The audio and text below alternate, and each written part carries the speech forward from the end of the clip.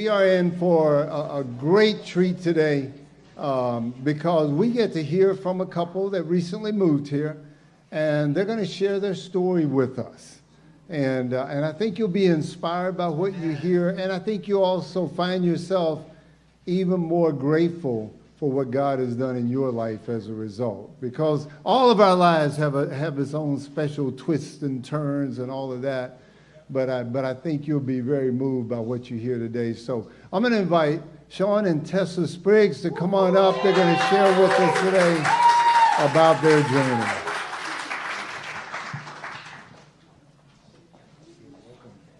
Good morning. So I'm Tessa, and I'm absolutely honored to be here right now.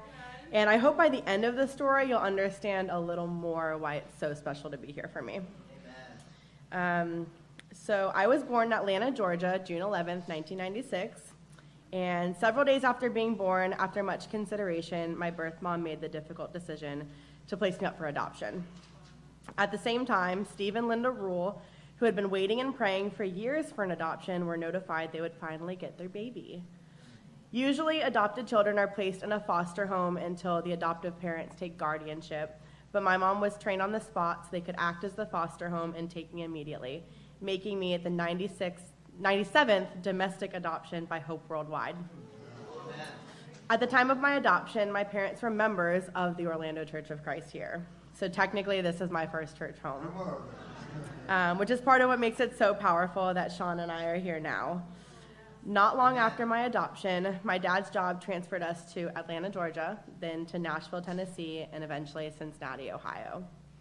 Through all the transitions, my parents remained faithful disciples, so I grew up knowing God and learning about Him. I went to church camps, family devos, the whole Kingdom Kid experience. In high school, I started to dive into a personal relationship with Him, and at the time, all of my friends were studying, so I jumped on the bandwagon.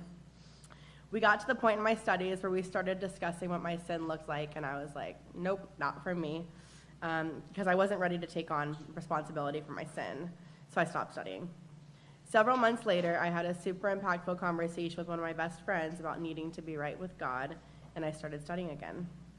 The examples set before me by my friends and parents inspired me to examine my heart to draw nearer to God.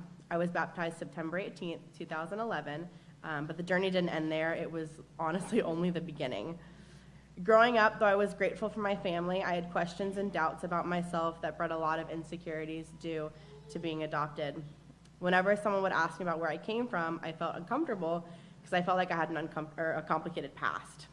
The combination of being adopted and moving around a lot as a child made me feel unsure where I came from and what home actually was. Because of my insecurities and doubts about my background, I struggled with abandonment and being alone. I was always scared that people would leave me, so what drew me to God was the overwhelming love I was shown by Him.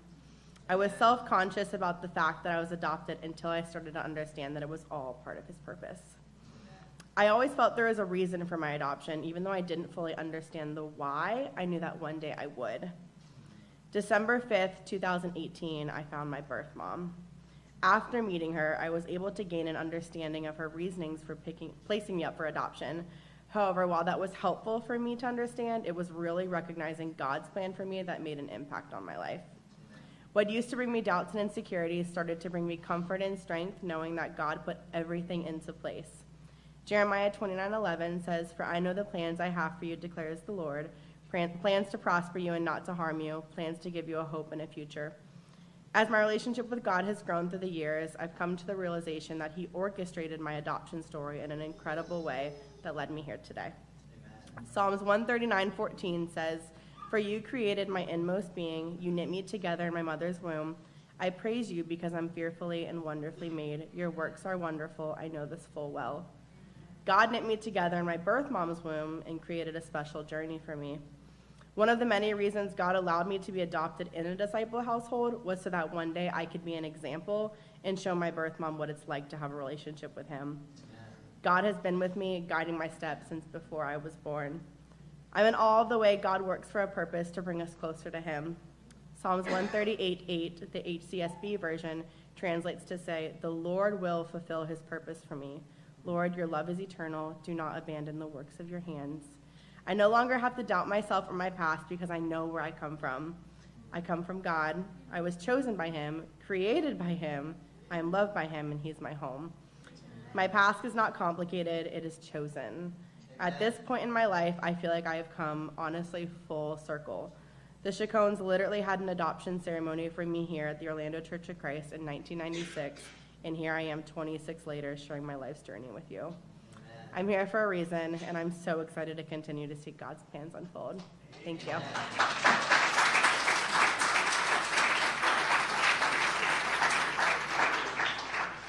Well, good morning, everyone. My name is Shawn. To start off, I just wanted to read John 16:33. It says, "I have told you these things so that in me you may have peace. In this world you will have trouble, but take heart, I have overcome the world."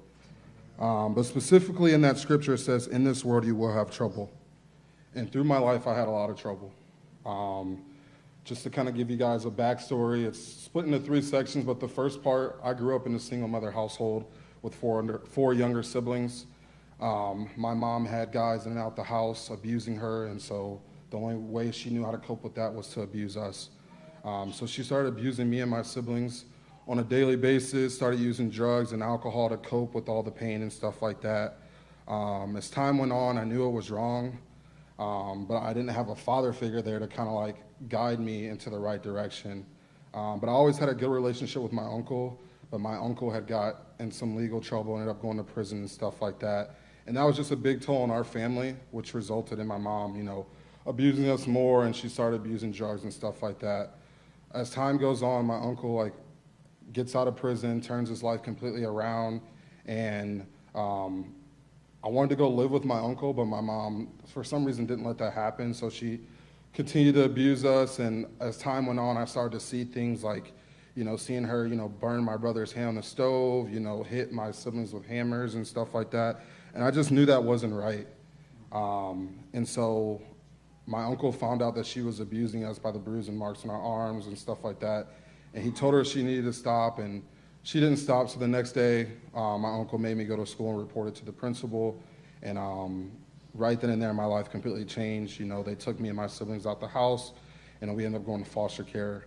I got split up from 3 of my siblings, but I was with one of my brothers, and everything was just different from there. I felt like it was all my fault, so the only way, I knew how to cope with that was to abuse my brother. And so I started abusing him really bad, physically, mentally, and all that other stuff. And then, long story short, I ended up moving to a different foster home that was 2 hours away from my other siblings. And so this is the second part of the story, but when I moved to the next foster home, I got there and I was like, okay, this is nice. They had a nice house, it was beautiful, and I'm like, this is my next life and stuff like that. Well, the next thing I remember is waking up in the hospital. I ended up drowning in their pool. I thought I knew how to swim, but I didn't. But I ended up drowning in their pool, and after I got released from the hospital, I had all these investigators try to ask, okay, did your foster parents mean to do this and stuff like that? And obviously they didn't mean to do that. I just ended up, I don't remember what happened. I just remember waking up in the hospital. So as time goes on, I'm getting used to this foster family and stuff like that. And then they ended up adopting me. And after they adopted me, I kind of got to see, who they really were. And they were big-time drug dealers within, the area that they were living in. They would send me to school in 7th and 8th grade to sell drugs for them. And I ended up getting caught in some legal trouble. When I got caught up in the legal trouble, I ended up going to juvenile detention center. In the juvenile detention center, I'm locked up in this small box, and I just had time to think, I don't want this life for me. And so the first time, I started thinking about my uncle, because I knew I had a relationship with him, and he always, pointed me in the right direction. And this is 8 years from now. I haven't spoken to him in 8 years. So thankful for social media, I went on Facebook and MySpace and started looking for him. And I eventually found him, and I messaged him and basically broke down, because I was like, okay, is this it? Is this the light at the end of the tunnel? And so long story short, my foster parents start falling apart. They got kicked out of their house. We moved to Gary, Indiana, and they would just leave me alone all the time with their 3 other kids that were older than me.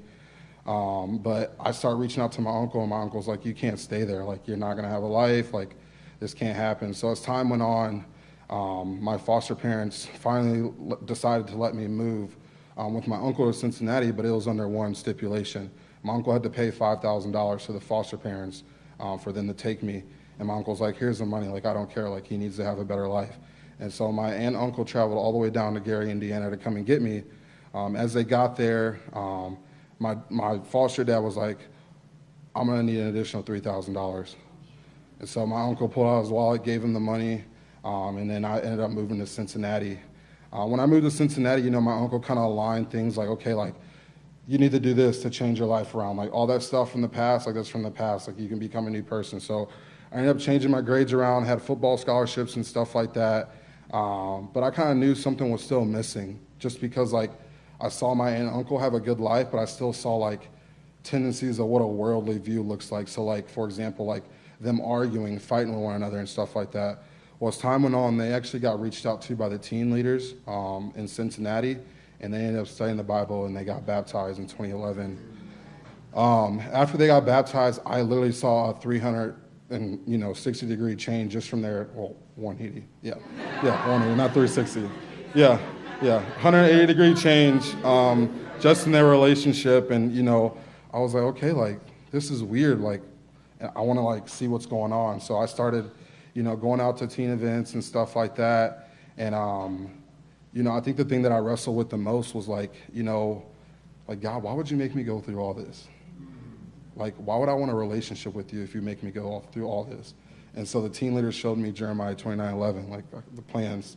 God has a perfect plan for you and stuff like that. And so I ended up studying the Bible. I got baptized in July 22nd of 2012 after teen camp. And after I got baptized, my teen leader kind of charged me to just reach back out to my foster parents just to, like, apologize and see how they're doing and stuff like that. Well, I reached back out to them, and they ended up getting divorced, and their 3 kids overdosed and died. And that just put things in perspective. Like, if I would have stayed in that situation, like, that would have been me. Like, God rescued me and saved me at the most perfect time. And, as you can see in my story that I shared with you guys today, that was not a normal plan. That's why I hold on to the scripture that Tessa shared in Jeremiah 29:11. Even though it wasn't a plan that I wanted, it was God's plan for me that ultimately led me to him. My encouragement to you guys is that if any of you are questioning what God has not shown in your life just yet, it's okay. He has the plans to prosper you, to give you hope and a future, and it's the greatest gift you can ever get from someone.